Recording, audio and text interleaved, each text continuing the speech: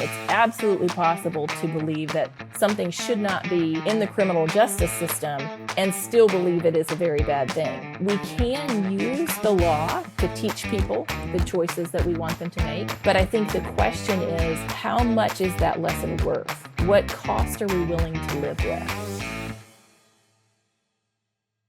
Hi, everyone. Thanks again for tuning in to another episode of The Two Things You Shouldn't Talk About, the podcast that talks about religion, politics, and everywhere they intersect and all the places that they meet. This week's episode has been, I think, about 3 years in the making because we were kind of introduced by a mutual friend and past guest a while back. But, you know, with moving to America, and then my son very kindly decided to come 10 weeks early and we had to reschedule again. So this week's guest is Christina Dent. Christina, thank you so much for putting up with me and all the rescheduling. I'm really glad to have you on the show and looking forward to talking to you.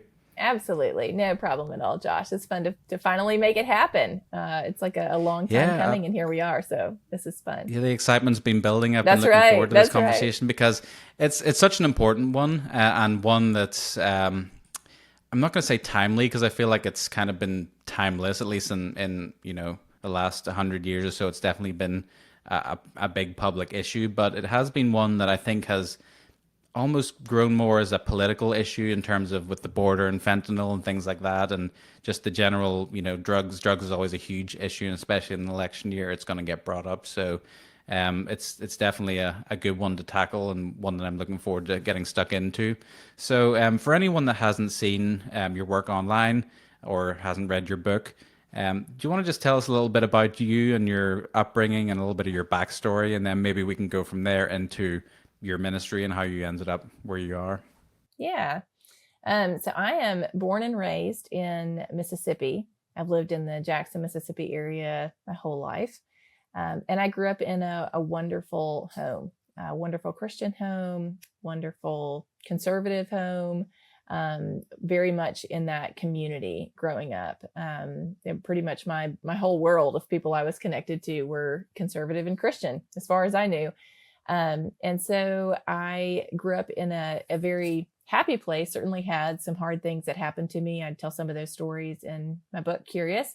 But those experiences were in the context of a wonderful, supportive, loving community that helped me move through those and process those experiences in a way that allowed me to keep moving forward in my life.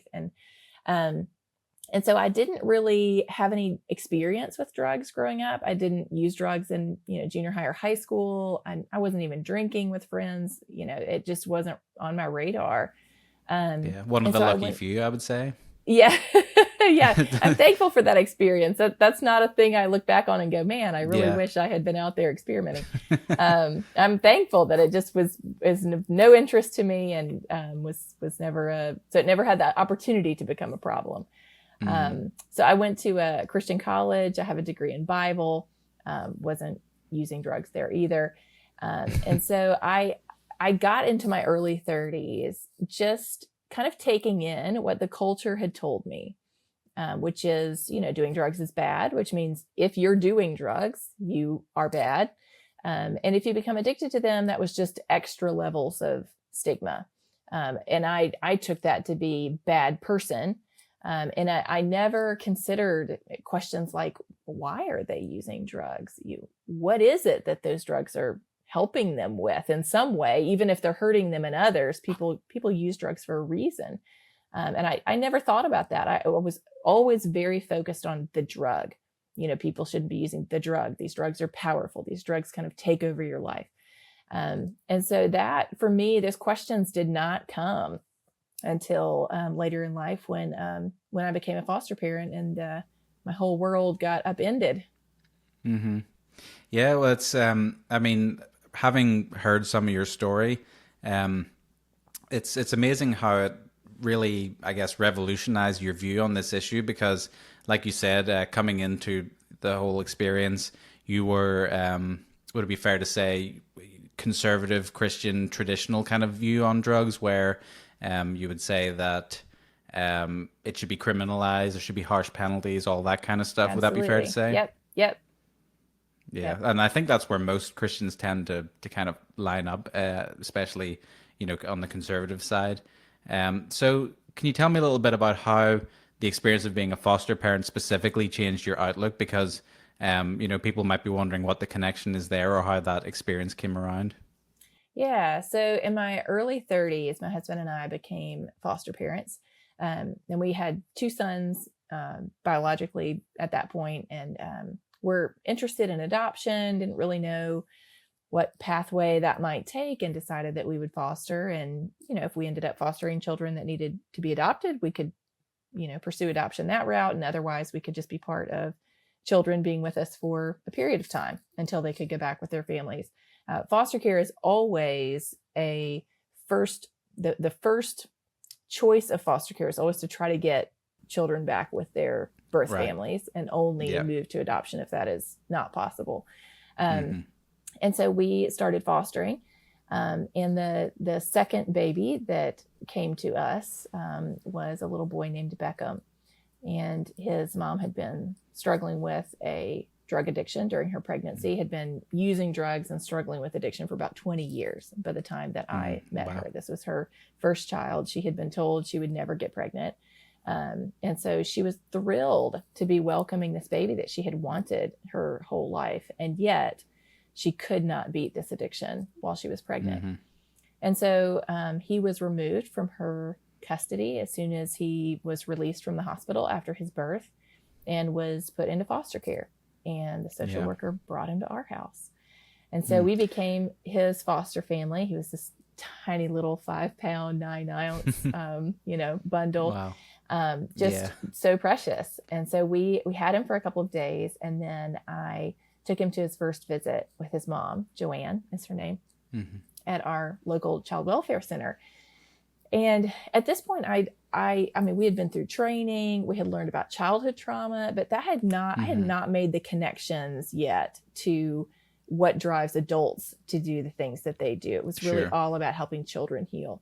And so I could not, in my mind, figure out how could a mother who loves her son be using drugs while she's pregnant? Like, I have no Sure. category for that, because in my mind, I was thinking, I'm a mom. I would never do that. I love my kids. I wouldn't do that.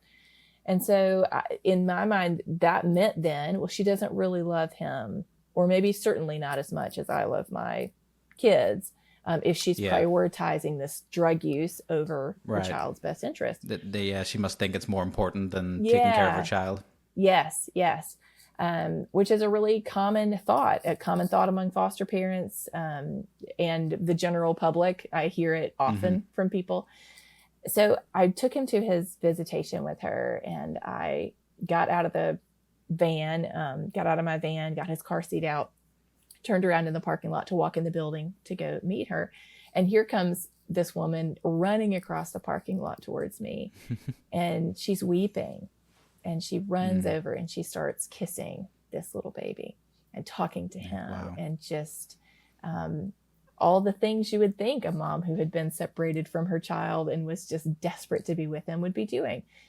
And so I'm standing there holding his car seat going, what on earth is happening? This doesn't make any sense to me. Yeah. And so, what do we do when things don't make sense to us? We try to figure out a reason, like to just shut it down, to say, well, it's just not real. She's just trying to put on a show. She just wants me to put in a good word with the social worker. Because I couldn't articulate it at the time, but what was happening is, if this is true, this means I have misunderstood something about what's actually happening. Because in my world, she either loves her son and isn't using drugs, or she doesn't love her son and is using drugs. And what I was seeing is a mom who was simultaneously struggling with an addiction and deeply loved her son. And that was really unnerving. None of us like to be confronted with something that kind of pushes on a deeply held belief. That's not something most of us welcome. We like for things to confirm what we already believe, not challenge us to rethink what we already believe. So what? Sorry, go ahead. That was just the beginning of a number of experiences like that, where after that visit, he came home with us. She went to inpatient drug treatment a couple hours away. And she would call me from treatment and ask me to give her all of the updates that I could on him. And she would ask me to put her on speakerphone, and she would sing to him over the phone. It just was this sacred ground experience of her letting me in, of her letting me see who she really is, and not holding me at arm's length, and not pushing me away because I was the random stranger who the government had decided was going to be a better mom to her son for a period of time than she was. I mean, that's a really tough relationship. Yeah, some people probably have fear that, they've come to take their kids away from them and that kind of thing. Yeah, and that's a very legitimate fear. It is very hard as a foster parent to separate your own self-preservation, and it's a lot harder to live in this gray area of you have a parent who's making unhealthy choices and to support their healing and the reunification of this family, because what we see always is, well, my family's safe. My family's a good place for this kid. And it's just a lot harder to have that gray area for a parent who is struggling to be able to really be 100% for them to be able to parent. And so that's just, it's a really challenging relationship to have. And yet, to her credit, anytime I tell this story, I want people to hear that she's the hero of the story. It's not me. It's not me because, I opened my mind. It is her for helping me see that I have missed something really important here. Because the more I got to know her, the more I saw she is a mom like me. She loves her son just as much as I love my boys. And she's also struggling with this complex health crisis. And so there's more to that story. There's more going on. It's not a lack of love. It's not because she's a terrible person. And I knew that most kids in foster care are there for some sort of drug-related cause with their parents. And so it just sparked this curiosity in me of, wait a second, if all of these things are true, then I wonder if one of the best things we could do for children in foster care is figure out how to better address this issue of drugs and addiction, because that's why so many of them are here in the first place. So I started just wanting to go upstream and try to figure out what are some of these root causes. And that learning journey just opened up a whole world of things that I either didn't know or had radically misunderstood. Sure. And just for a little more of the backstory there, what was it that led you to want to foster in the first place? Did you have your own kids, did you say, at that point? Or is there, what sort of, because I must think it has to be a calling because it's such a tough situation to kind of get involved in. So did you feel like that was a calling for you, or what made your mind up on that? Yes. So my husband and I, early in our marriage, had talked about adoption. And both of us have always kind of had this heart for people that might fall through the cracks. Now, I also was very willing and able to blindly just judge people who were were falling through the cracks too. And that was one of the learnings for me on this journey, is that although I considered myself a very empathetic person, I could turn that on and off at will without even realizing I was doing it. And think that what I realized is, I have a lot of empathy for people who are suffering for reasons I don't blame them for. But if I feel like some of their own choices brought them to the place they are, well, then it's not my problem. And I don't really have to look deeper. I can just sort of blame them for what they chose. And so for us, that kind of the heart of wanting to kind of being for the underdog, I think was part of what instigated that desire for adoption.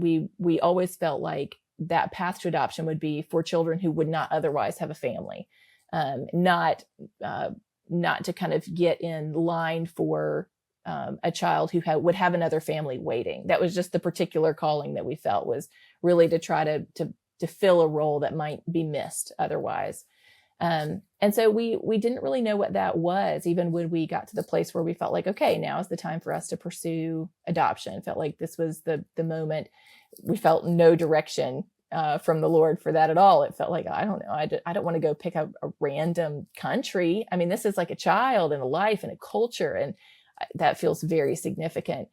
And so we ended up through kind of a series of events. A friend, just said, hey, what do you think about, he was working at a children's home at this time, would you guys be open to taking care of, some toddlers while we try to figure out kind of a permanent place for them? We thought, well, we could probably do that.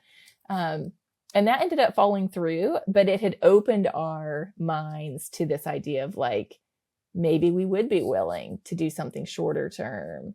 And prior to that point, I actively did not want to foster. We had never talked about it. It never came up. It was like, I knew people who did foster, and I thought, gosh, that sounds awfully messy. It's like I'm in the same boat where they might live 10 minutes away from you, and there might be visitation. Sure. Like the whole thing, and the kids getting let down whenever their parents fall through and stuff like that. Yes. The whole thing sounded messy. And in my mind, I thought, if we can just kind of go to a different country and adopt a child and bring them back, then it will be clean,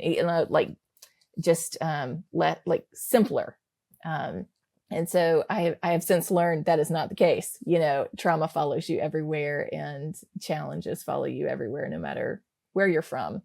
But that was kind of our pathway into it. Was I feel like the Lord kind of used something that felt safer when our friend, was kind of involved. It was like, we could help you out, to open to open our hearts to something that I don't think we would have been open to otherwise. And yet that was clearly, once we began that process, was just clearly the path that he wanted for our family to take, and ended up, for me, it sparked this curiosity and this journey. I ended up starting in it for good. I wrote the book and all of the work that I do now. For my husband, he ended up actually working for our state foster care system for a number of years, just trying to take the learnings from being a foster parent and work inside of the system, trying to improve that experience for other foster parents too.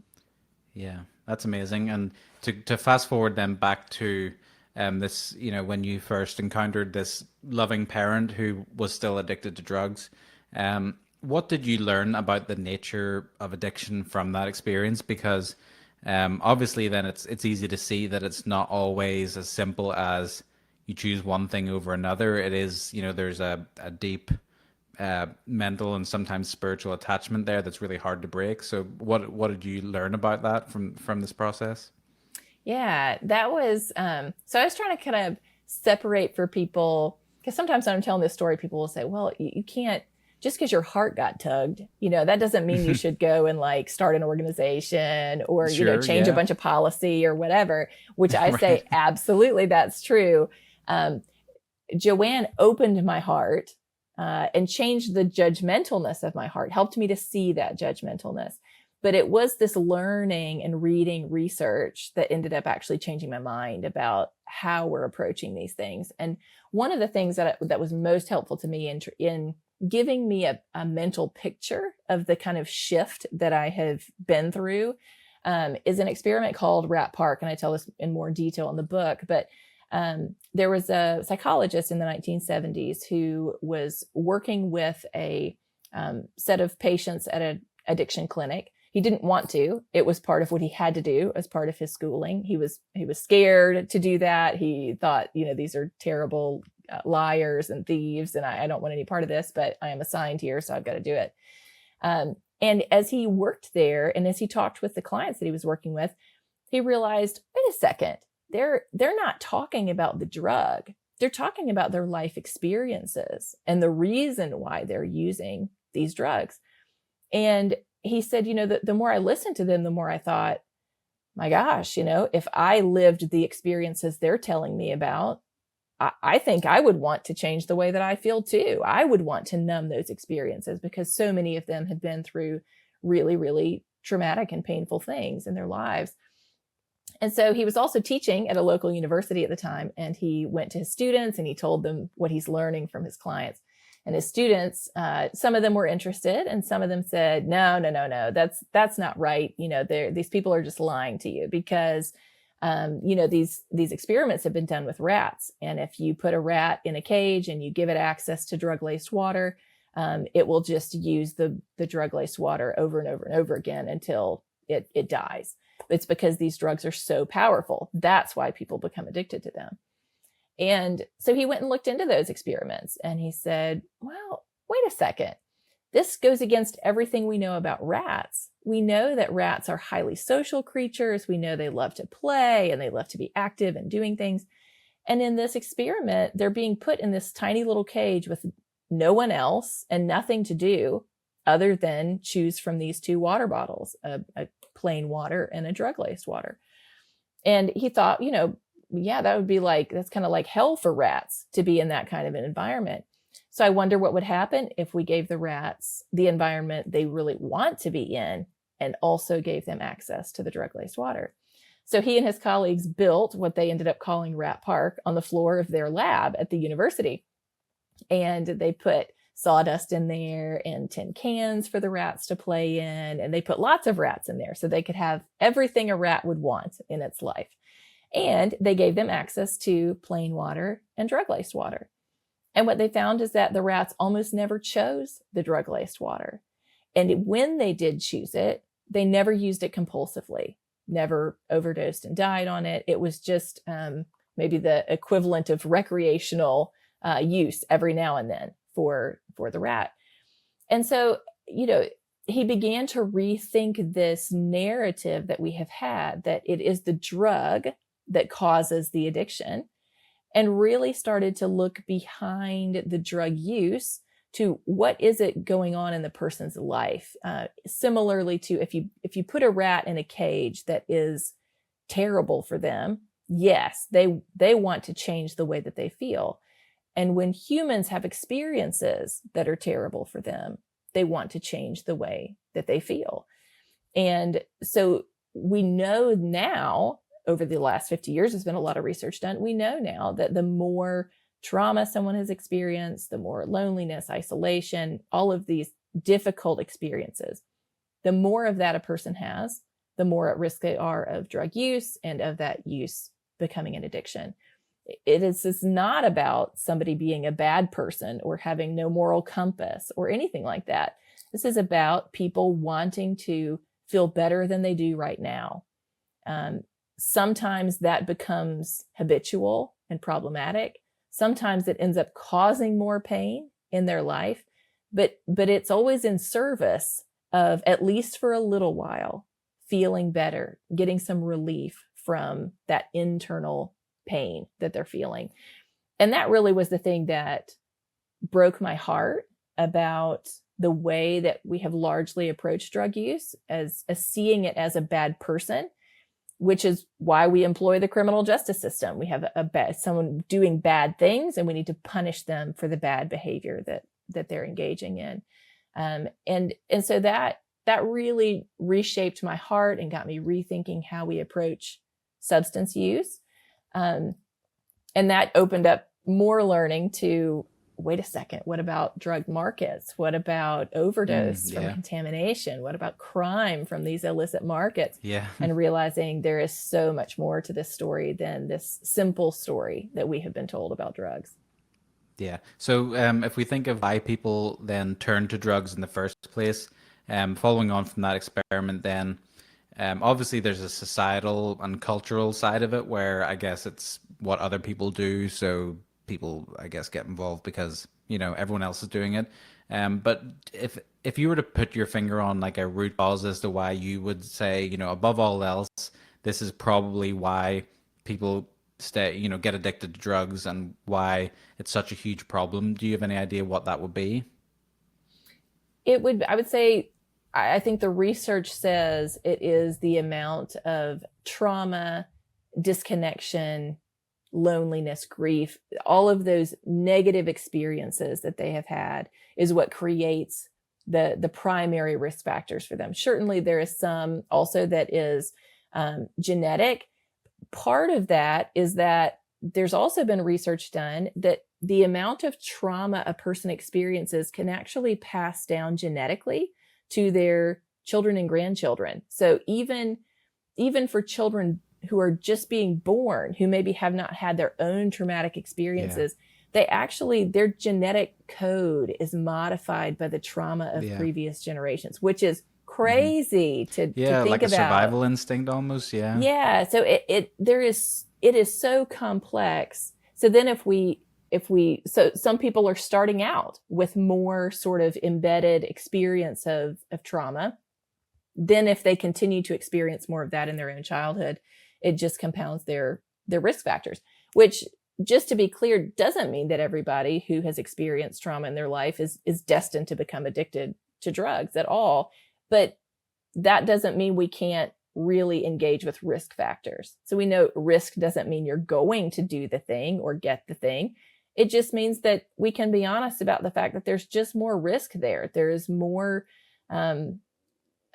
likelihood that that person, if they're exposed to drugs, is going to have an experience that's going to feel like it alleviates so much more suffering from them than maybe somebody who doesn't have a whole lot of pain there to alleviate in the first place.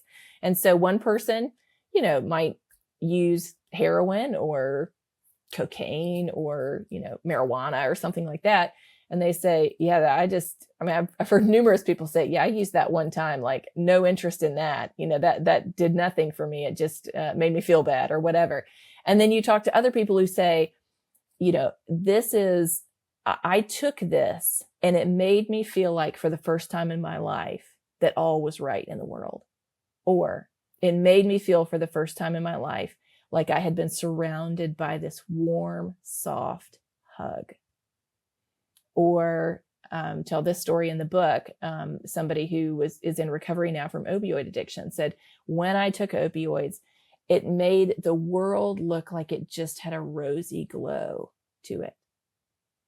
This after years of him feeling like he never fit in, like he just didn't, the world was always he was always out of step with where the world was. And to suddenly, that's a powerful experience to take something and feel like things are right. And I belong here. And everything just looks good and right in the world. I think for those of us who haven't struggled with substance use, that's understandable for us, why that could be such a powerful experience. Yeah. Yeah. It's sad to think that some people may go for so long without feeling that, that feeling. And, yes. So you're still a Christian to this day, is that right? Yep. So I guess for most of our audience, or I'd say most people watching this are probably going to be Christians, or at least have grown up raised Christian, that kind of thing.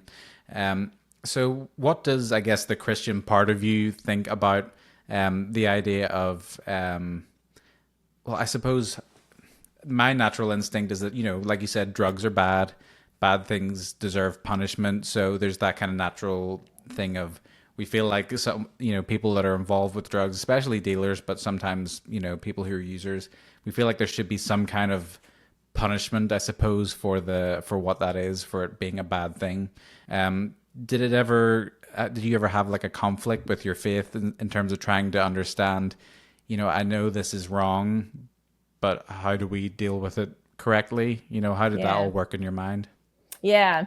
So I before I started kind of really reckoning with that, I was still on this learning journey about drug markets and all of that. So I could make a shift more easily to kind of rethink how we approach consumers, because I thought this is clearly, we have misunderstood the root causes of addiction. So we have thought that increasing pain in a person's life is going to solve their addiction, when their addiction is being driven by pain in their life. So just pragmatically, yes.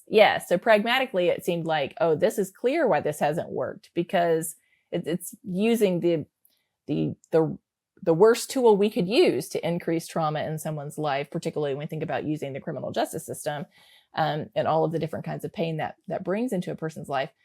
But then I started learning about drug markets and the way that when you criminalize a drug, it just goes underground. And so it becomes part of this offering of products from the underground market. And so they're making loads and loads of money off of consumers, and then using that money to engage in criminal activity.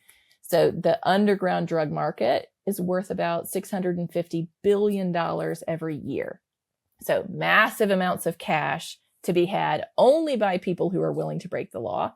And you can get more of that cash the more violent you are, which is what we see playing out in particularly south of the U.S. border, where we have cartels that have incredible amounts of weaponry, influence, are able to pay off all kinds of people in the government and law enforcement and all of that.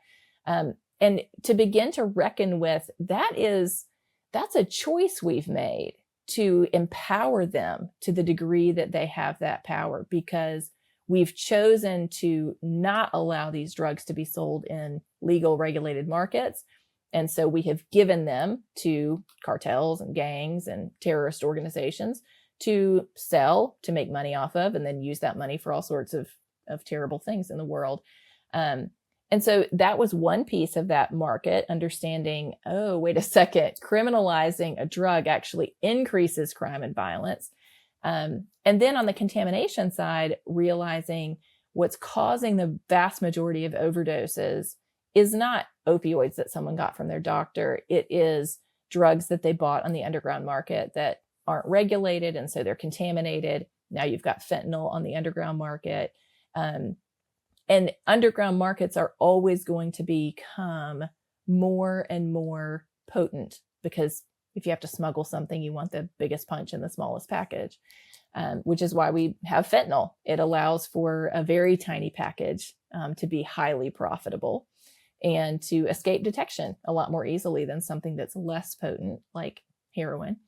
And so that was kind of this other piece. So I kind of have been thinking about this consumer piece and shifting away from the criminal justice system for that, but also then this market piece and shifting away from criminalized markets for drugs and back towards legally regulated markets.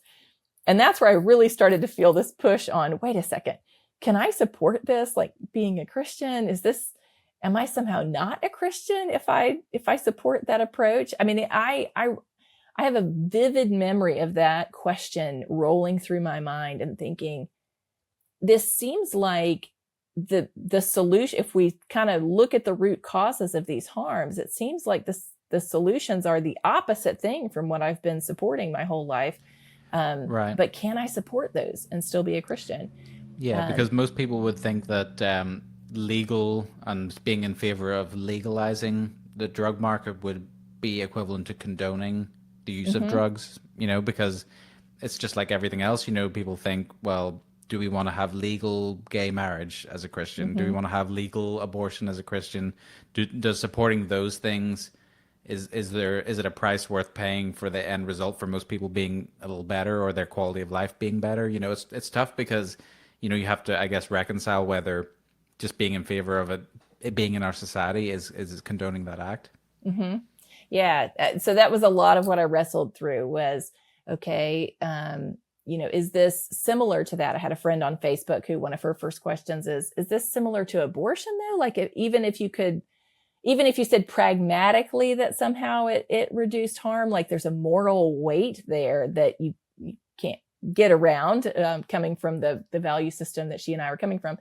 And so I really wrestled with that. And I have come to the place of believing it's absolutely possible to believe that something should not be in the criminal justice system and still believe it is a very bad thing, and that people should be not doing it. And you think about something like adultery, so it is scripturally sinful. You can't engage in it without hurting other people. It automatically involves other people. It is morally wrong. It's destructive to society. And yet Christians have not been lobbying to say we need to arrest everyone who's engaging in adultery. We've said, hey, it's still wrong. It's still sinful. It's still terrible, but we've chosen other routes to discourage that behavior. And that's true of a lot of things. Started thinking through even just the 10 Commandments, only 2 of them are actually part of our criminal law. The other 8 we teach in other ways. It's not because we think that behavior is not a big deal. It's just because we recognize that there are other ways to teach against that behavior. And we don't want to arrest everybody who takes the Lord's name in vain or, is worshiping another God or whatever. And so that for me is kind of where I started to make those separations between, there's a difference. So just the consumption of a drug, most of us do that in some way. Drug use exists on a continuum. So you can have very, very low potency drugs like caffeine, or you can have very high potency drugs like fentanyl. But even with fentanyl, if you've ever had a surgery, you have probably had fentanyl. It's used in hospitals around the world every single day. So the drug itself is not sinful or wrong. And so I think that for me helped me kind of separate that out from something in terms of the value system I'm coming from, like abortion, where the act itself, I would say, holds significant moral weight versus ingesting a substance which can have implications in your life in ways that, maybe it's in a way that's destroying your family. That's a big deal. That certainly has some moral implications there. But the act itself is not sinful. Most of us engage in it in some way, medically or otherwise, and even recreationally with alcohol. Most Christians would say that's not sinful, as long as there's not drunkenness, which Scripture does speak against. And so I talk about that in the book, just wrestling through all of those kind of the gray areas, and also the ways that we do all recognize that even behavior we don't want people engaging in is not necessarily best addressed through the criminal justice system.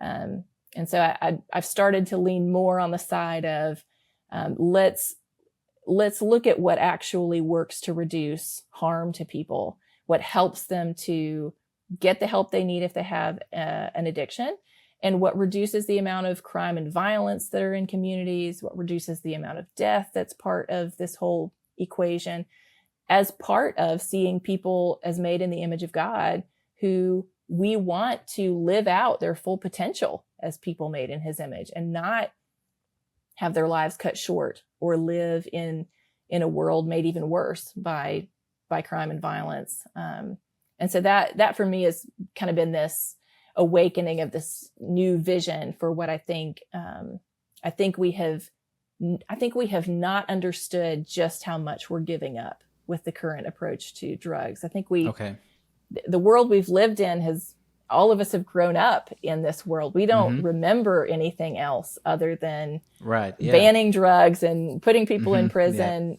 even though we do want to celebrate people in recovery, but we continue to kind of support that also arresting a lot of people for it. And there's still a stigma there with people who, like you said, have been arrested or trying to come out of prison and they have it on their record. There's still a stigma there for that.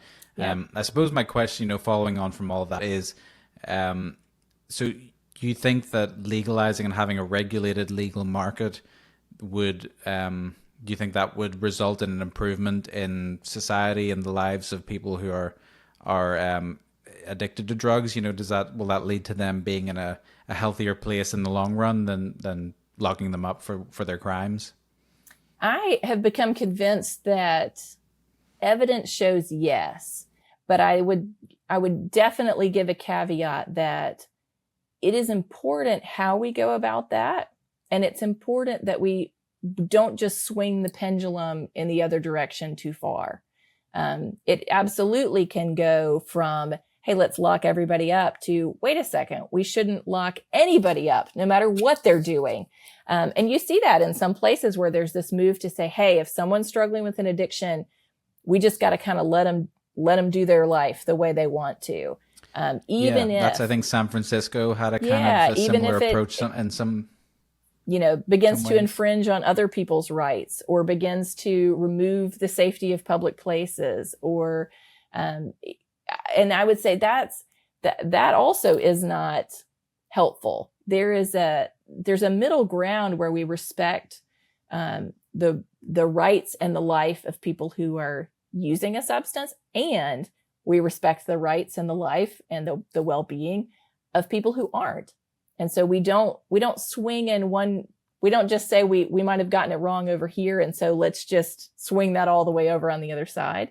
I think that's really unhelpful, and the public doesn't want that kind of approach either. We can see that in somewhere like Oregon, where they did move to stop arresting people for drug possession, And yet they did not have a law against public drug use. And so you had lots of people who were publicly using, and you can't enjoy a community if there are people engaging in active drug use outside of the McDonald's. You can't take your children out in that kind of environment. You can, but parents don't want to do that. And there is certainly a line where that these are public areas. And so how can we protect everyone's rights and not let that pendulum swing too far?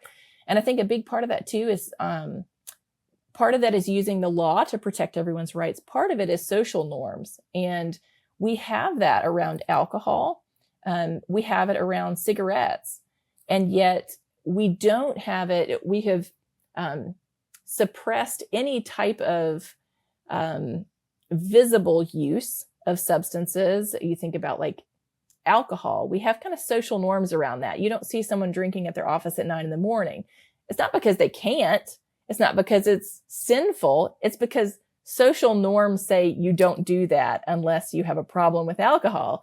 And so we don't really have those social norms with other substances. And so there's a professor who's done a lot of work on this. And, he says it's really important that as you bring substances back into legally regulated markets, that there is time built in as that slow process happens for those social norms to develop. So you don't just swing in this other direction where it's kind of, free for all, everybody just go get whatever you want. That's not going to be good. So there is going to be a painful process moving back towards legally regulated markets because, it's hard to change policy that's failed. And yet this would be my encouragement for people who are feeling like, this cannot be the answer. There is nothing that we gain from prohibition that there's no answer that prohibition gives to these problems that's better than the answer that legalization and I would say regulated markets give. When we think about what are our deep fears about drugs, it's that people would become addicted, that people's lives would be destroyed, that they would die from them, that their families would be torn apart. That's the world we have right now. That's what's happening with prohibition. That prohibition has not given us what we have wanted. And I think we have kind of forgotten kind of right. And people can get whatever they want. They can buy heroin anywhere in America. You can now buy fentanyl pretty much anywhere in America. And I think we've got to think one step further instead of just, what do we want to do with drugs? We want to ban them. Well, why? Isn't it because we don't want them to create harm? And yet the world we have is a world where in pretty much every area, we have increased harm because of this use of the criminal justice system. And in this, I suppose, hypothetical, I'm trying not to be flippant, but let's say, the drug Walmart, in the future where someone would go and legally be able to purchase drugs. I know there's probably a better way to put that, but let's say, people are able to legally purchase whatever they want. Surely there are drugs that shouldn't be available regardless. Are there drugs out there that are just so dangerous that you think there should be no way to purchase them? Or would it in all cases be better if there was a way to, I guess, ration them and dispense them to people who are willing to use them, as they see fit? Yeah, I think certainly there are some drugs that should always be only available under a prescription, where you're under the care of a medical professional when you're accessing that. Fentanyl would be one of those. So the only reason that we have a consumer market for fentanyl is because people were exposed to that when they really wanted heroin. And yet the underground market said, well, now we're not going to give you heroin. Now we've figured out how to make fentanyl, and we're going to start cutting your heroin with that. And eventually we're just going to replace the heroin with the fentanyl. And so, something like that is so high potency, there's no reason that consumers need to be accessing that on their own and just sort of doing what they want with it. And consumers haven't been doing that for the last 40 years, even while fentanyl has been used in medical settings, because most consumers who use substances want low potency versions of those substances. You think about it with alcohol, and we recognize that the vast majority of alcohol that is consumed is beer and wine, low potency. Some people enjoy having something that's stronger. And yet by volume of sale, there is just, most people don't want to get hammered every day. They just want to have a beer after work or a beer out with friends. And the same is true with other drugs, but the underground market makes it so that the only options they have are very high potency. And so that's really detrimental to users who can't dose those appropriately. So I think there's, in the same way that we have different regulatory models for drugs today. So some drugs we say you can only get by prescription. Some of them we say you can get from a pharmacy, but without a prescription, like pseudoephedrine. So you still have the regulation of somebody having to give their ID and be able to get that substance, and they're tracking to make sure you're not buying tons and tons of it. And yet, it's maybe something that doesn't have to be available by prescription, where you would have to be under the care of a doctor. Then we have, think about like a bar. A bar is a premises license. You can consume something on site, but you can't take it with you when you leave. There are some places in the world that are doing that now with heroin, but in a clinic setting. So for people who are addicted to heroin, they can come to this clinic. They can use heroin on site. It's regulated, so it's pure. They know exactly how much they're dosing themselves. And what they found is that it helps people stop using heroin, to give them the opportunity to come and use it in this clinic setting. It allows them to stop doing the whole rat race chase for heroin on the streets and have enough time to be able to build good things into their life. And so that's sort of a premises model for something like heroin. And it may be that something of that strength would not be something that we would want in a form where people could access that without some sort of oversight. But I think it's just helpful to realize we already have these different regulatory models for different drugs, depending on their risk factors.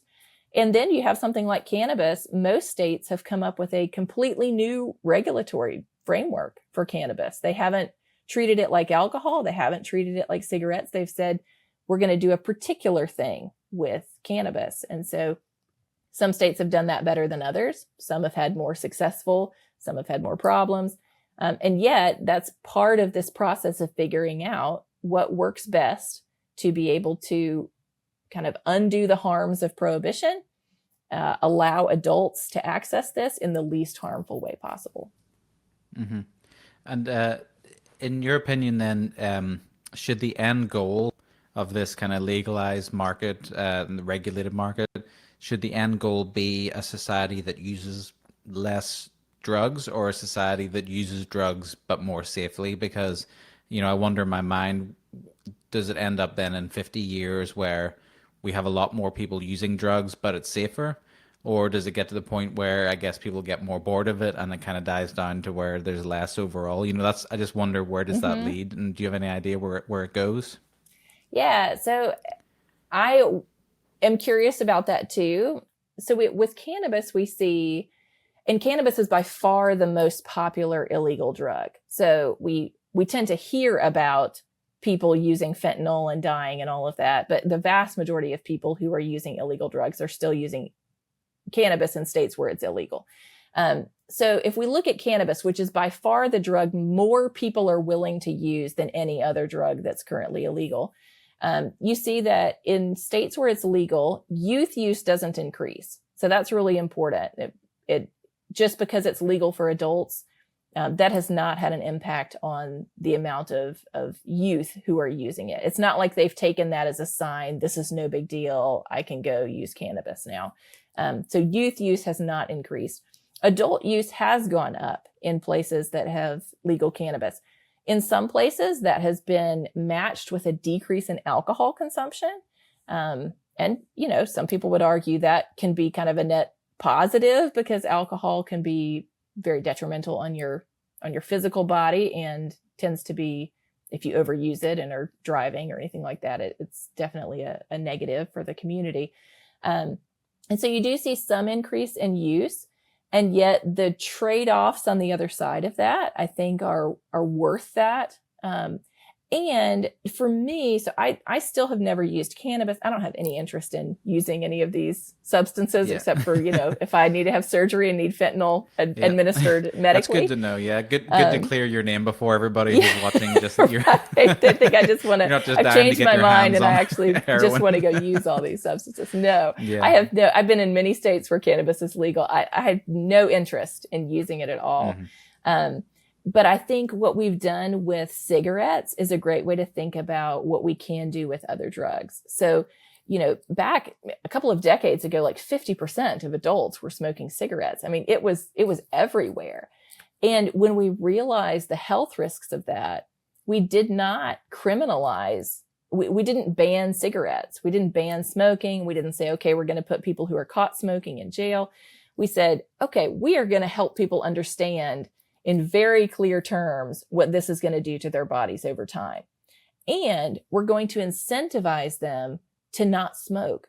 So you get better insurance rates if you don't smoke.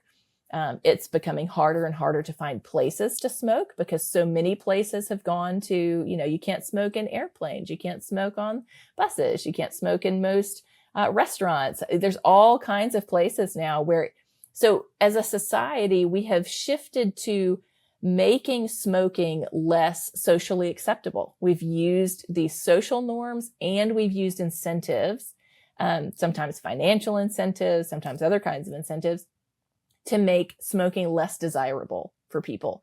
And so now very few youth smoke. They don't really have any interest in smoking. And adult smoking has gone way down, as many, many people have quit for many different reasons. But we have used this whole array of ways to help people understand this is not healthy, and your life will be improved if you are not smoking anymore.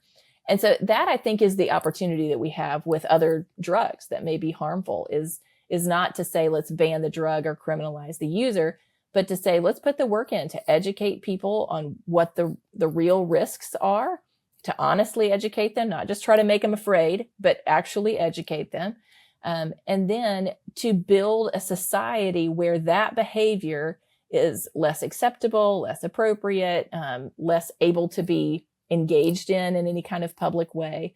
And we've been really successful at that with cigarettes, and we absolutely can do that with other drugs.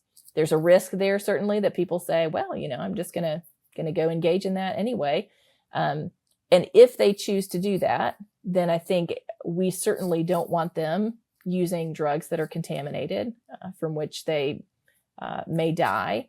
And we can manage some of those risks much better without giving up the values of wanting people to be healthy and not just engaging in substance use all of the time. I think there's a way to do both.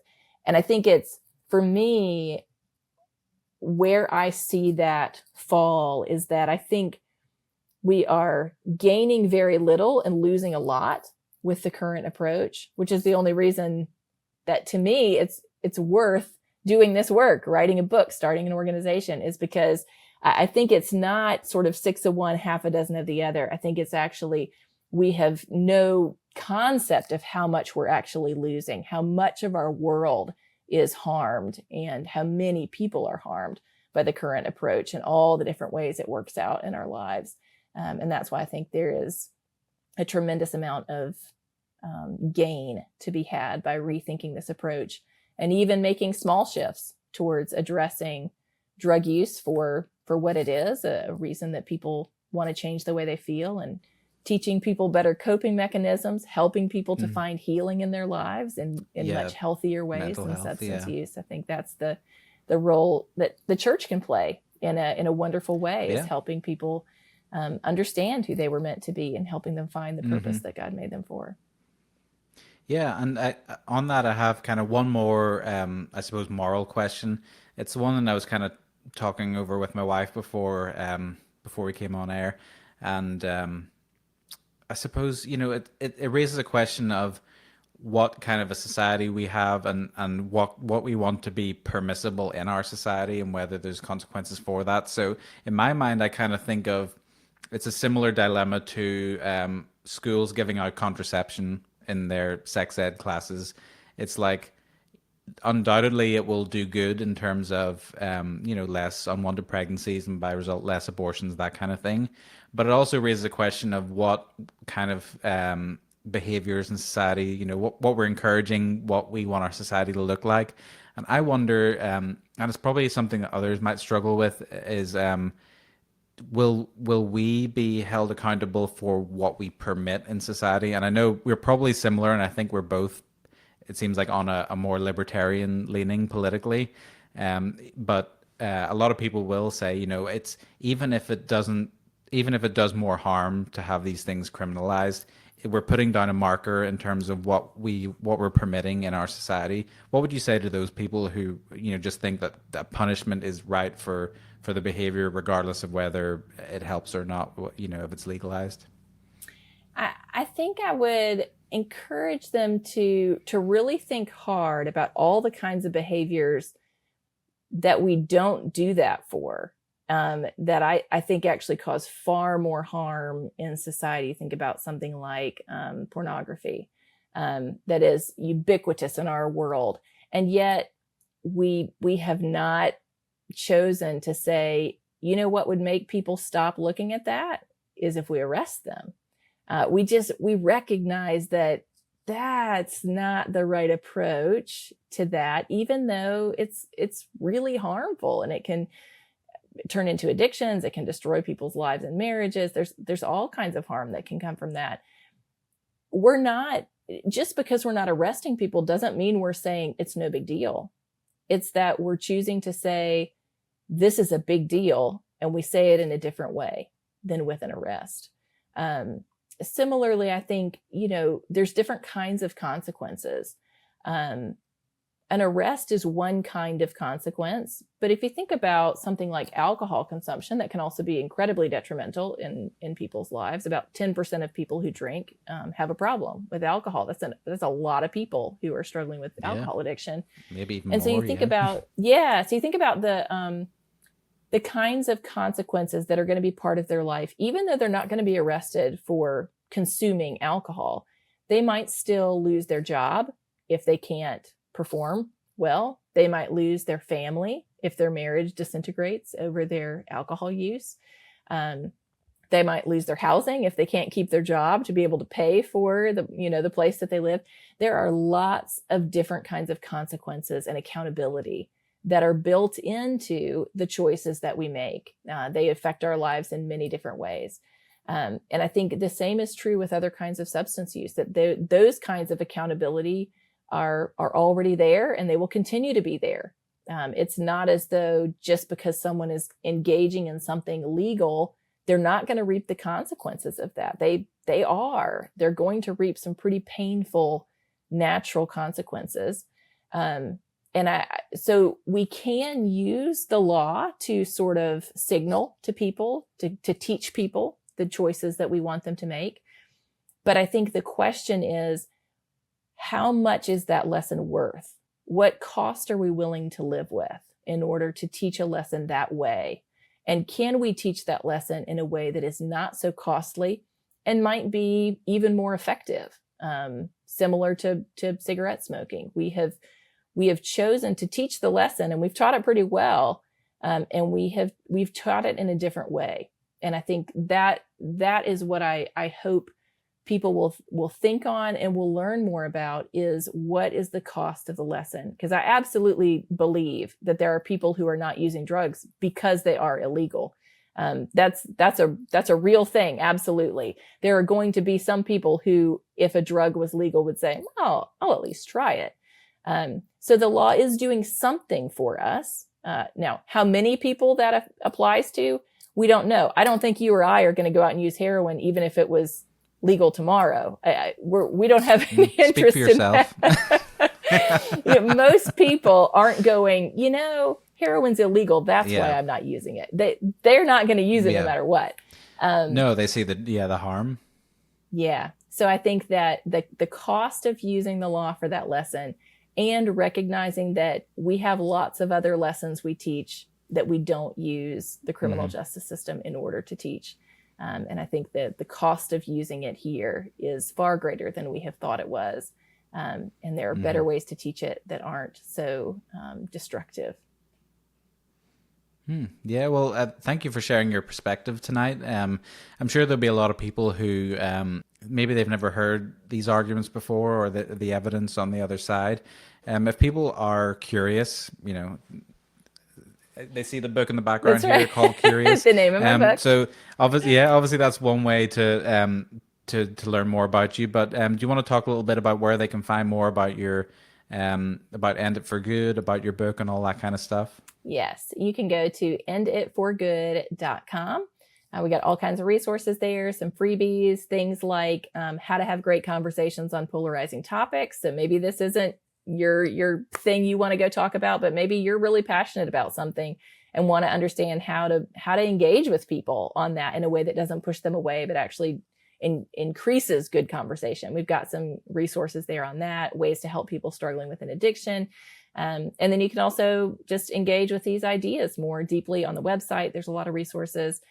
We've got some free copies for your listeners. So if you want a free copy of Curious, we're giving away 5 of those to listeners here. And you can email us at curious@enditforgood.com and let us know the podcast you heard it on. We will send out a free copy to you for the first 5 people who email us. And then you can let us know what your thoughts are on it. But I wrote the book.